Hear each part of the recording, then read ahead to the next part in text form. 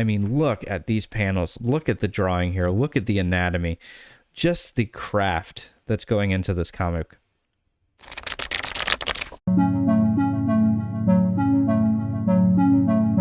This is a series that is not typical of what you see at Marvel, and it's probably one of the reasons why I love it so much. It is a very bizarre and weird, but beautiful cyberpunk comic, and it's not something that I've ever heard of before I saw it.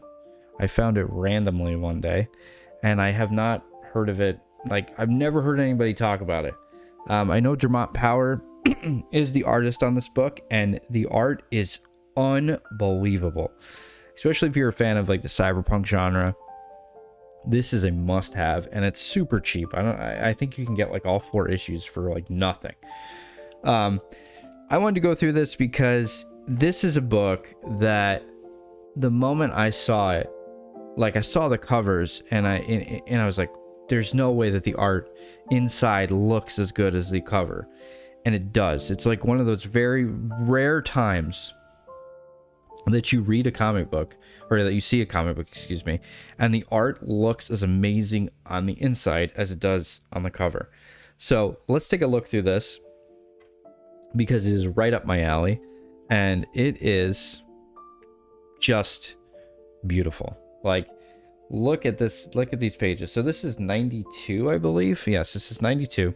So this is kind of during the period of time where Image, I think, is like starting up, and all those Image guys left, and I guess Marvel was worried, and it's like, you have this amazing artist in Dermot Power doing this character I've never heard of before, and it's like, why didn't you put this guy on, I don't know, Spider-Man or Wolverine or something? But I'm happy they didn't, because this is such a friggin' cool comic.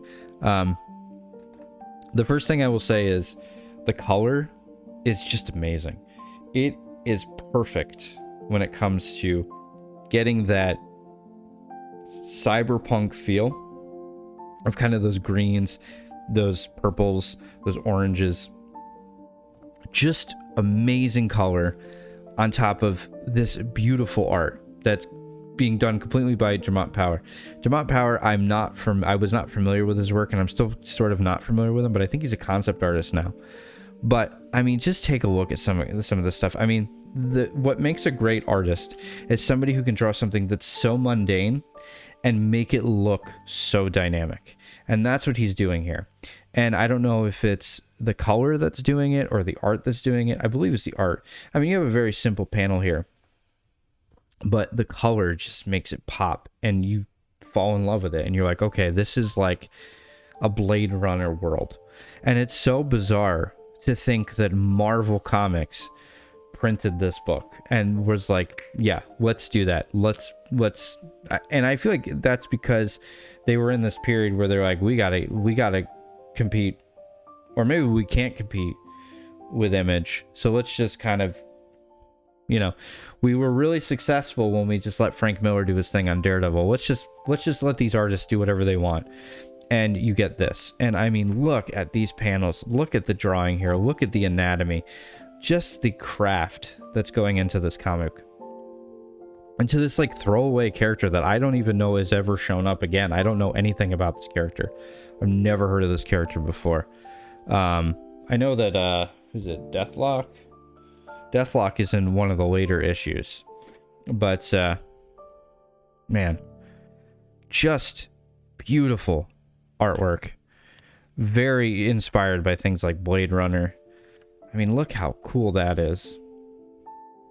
Such beautiful panels. Man. God. I love it when somebody can get that cyberpunk feel. And a lot of it is in the color. A lot of it is in the color. But, I mean, come on, look at panels like this. The beauty. And then I'm Digitek. And that's I guess our origin story. Man, look at, Jesus, look at that art. Just like, look at that perspective going on there, and like that establishing shot. Just absolute beauty. It's like I wish Marvel would do this stuff still. But I feel like they just don't have the balls to do stuff like this. I feel like whoever made this decision was kind of just like, yeah, fuck it, we'll just, whatever. So Dumont Power does all the issues. So the artwork is going to be consistent, which I'm very happy about, because I feel like in the 90s, they would, like, you'd be mid-series and they would just change the artist on you. So, very consistent, very beautiful work. I mean, the color, unbelievable. The artwork, magnificent. And composition, great. Beautiful foreshortening there. Nobody could draw a weapon, I guess, back in the day, but... And then, of course, we get Deathlock. But, man, I love these greens and these orange and these purples and these blues, and I love that. God, so amazing. And then we get this character who's just, I guess, like a dude in a floating, I don't know, like, I guess a floating wheelchair. I don't know. Just very cool. I'm going to feel really stupid if that's a character who is a well-known character, by the way.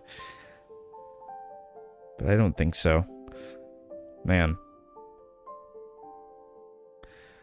And I even like what he's doing with the face. The faces, I mean, there's like, he's obviously using reference, but he's doing it so beautifully. Wow. And then, of course, Deathlock looks cool as fuck. Alright, we're gonna go to issue 3. There's 4 issues, and hopefully I'm showing you something you haven't seen before, because, again, I was not familiar with this book at all. And then, man, I love that.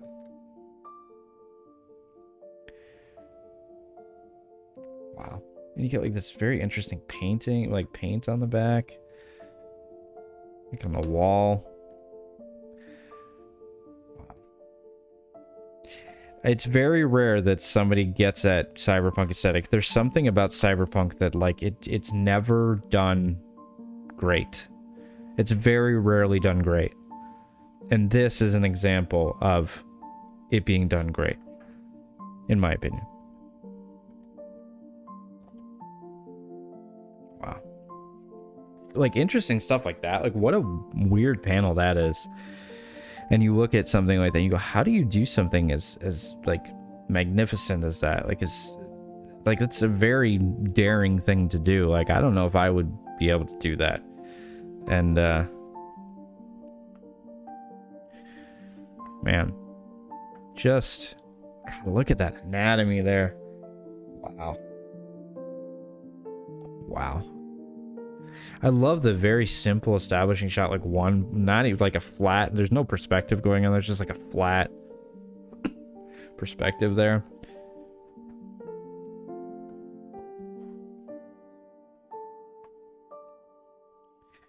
God, if I could draw like this, holy shit. And I'm wondering what the time, like how long it took him to do the artwork on this, because I always ask that question, because when you look at something this amazing and this brilliant, one must think that it takes quite a long time to do this. And then we're gonna go to issue 4. By the way, I'm not even paying attention to the covers. Covers are beautiful. I mean, look at that cover and that cover. I mean, these are just beautiful covers. And then, of course, issue 4, beautiful cover as well. That's the thing that I love about it, the consistency. It's so consistent, and the artwork is as good. I mean, it's the artwork on the cover, really. I mean, it's the same artist, and man, like, just God, you have to marvel at somebody who can just draw such beautiful figures and beautiful action. When you try to draw something that anatomically, like, insanely good, you tend to, like, there are a lot of people, if they had to draw that, it would be very stiff and it wouldn't look good, but this stuff looks beautiful.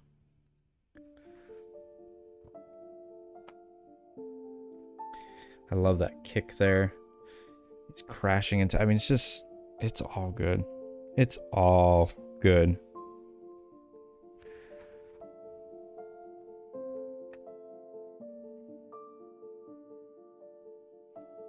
Man. Beautiful stuff. Really beautiful stuff. Anyways, guys, that's it. I just wanted to take a look at this really quickly. Dermot Power is an absolute champion. And, yeah, you guys should check it out. I think you can pick this series up for, like, nothing. Anyways, guys, I will see you in the next video.